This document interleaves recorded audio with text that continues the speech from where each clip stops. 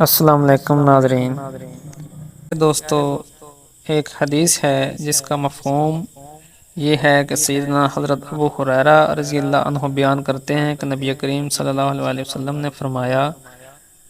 میری امت کے تمام لوگ جنت میں جائیں گے مگر وہ نہیں جس نے جنت میں جانے سے خود ہی انکار کر دیا ہو۔ صحابہ کرام رضی اللہ عنہم نے عرض کیا، اے رسول اللہ صلی اللہ علیہ وسلم، بلا جنت میں جانے سے بھی کوئی انکار کر سکتا ہے؟ تو آپ صلی اللہ علیہ وسلم نے فرمایا، جس نے میری اطاعت کی وہ جنت میں جائے گا، اور جس نے میری نافرمانی کی اس نے گویا جنت میں جانے سے انکار کر دیا۔ ایک مرتبہ رسول اللہ صلی اللہ علیہ وسلم ایک سفر سے واپس جا رہے تھے کہ ایک جگہ پر آپ صلی اللہ علیہ وسلم نے پڑاؤ ڈالا۔ قریب ہی ایک بستی تھی جس میں ایک عورت کا تندور تھا۔ اس عورت نے لشکر کی روٹیاں بھی پکائیں۔ جب وہ عورت اپنے کام کاج سے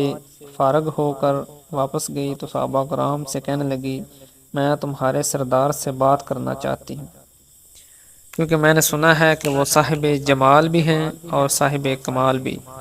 صحابہ کرام اسے رسول اللہ صلی اللہ علیہ وسلم کے پاس لے کر آئے۔ کہنے لگی، اے اللہ کے پیارے رسول، میں آپ سے ایک بات پوچھنا چاہتی ہوں۔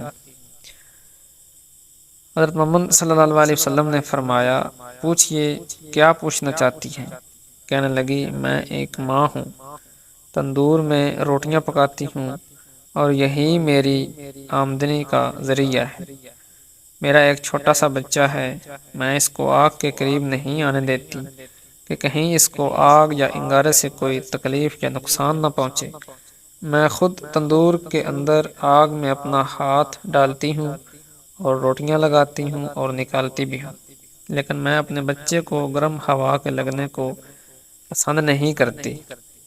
تو میں نے سنا تھا کہ ساری دنیا کی ماؤں کی محبتوں کو جمع کر دیا جائے،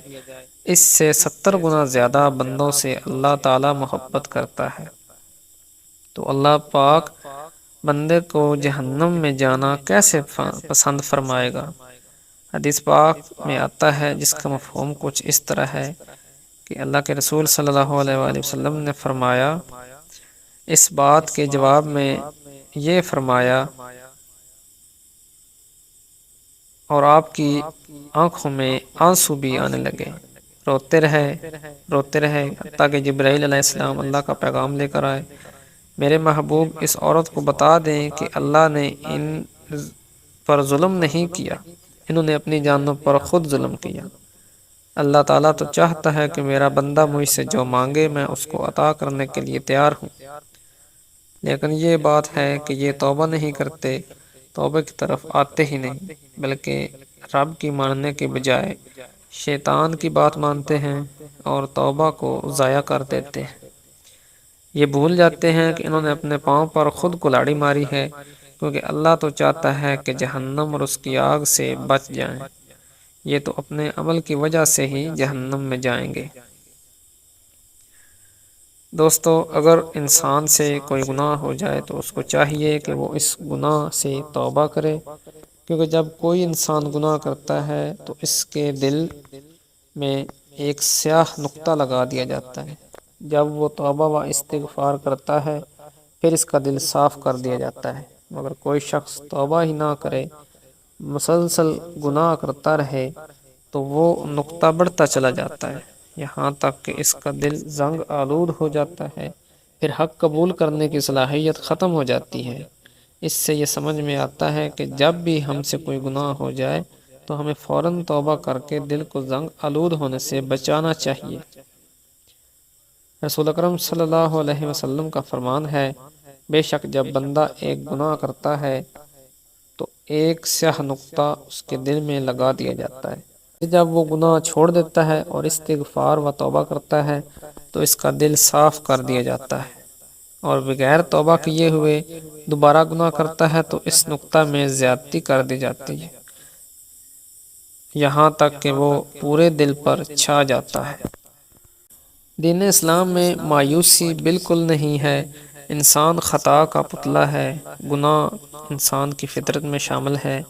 لیکن بہترین شخص وہ ہے جو گناہ کر کے اس پر قائم نہ رہے بلکہ فوراً توبہ کرے اور اللہ تعالیٰ سے معافی مانگے۔ نبی کریم صلی اللہ علیہ وسلم نے ارشاد فرمایا، ہر بنی آدم بہت زیادہ خطا کار ہے،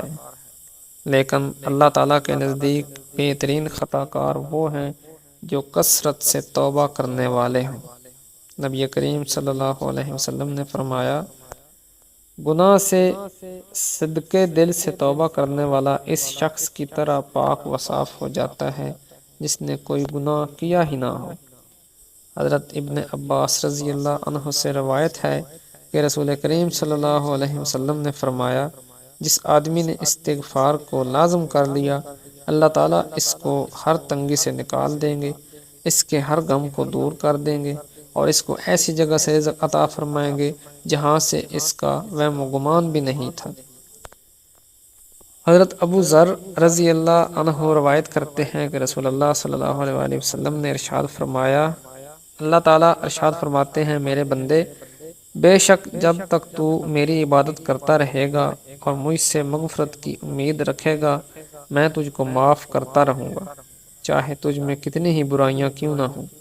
میرے بندے، اگر تو زمین بھر گناہ کے ساتھ بھی مجھ سے اس حال میں ملے کہ میرے ساتھ کسی کو شریک نہ کیا ہو، میں بھی زمین بھر مغفرت کے ساتھ تجھ سے ملوں گا، یعنی بھرپور مغفرت کر دوں گا۔ اللہ تعالیٰ سے دعا ہے کہ جو کچھ سنا اس پر عمل کرنے کی اور اس کو دوسروں تک پہنچانے کی توفیق عطا فرمائے۔ آمین ثم آمین۔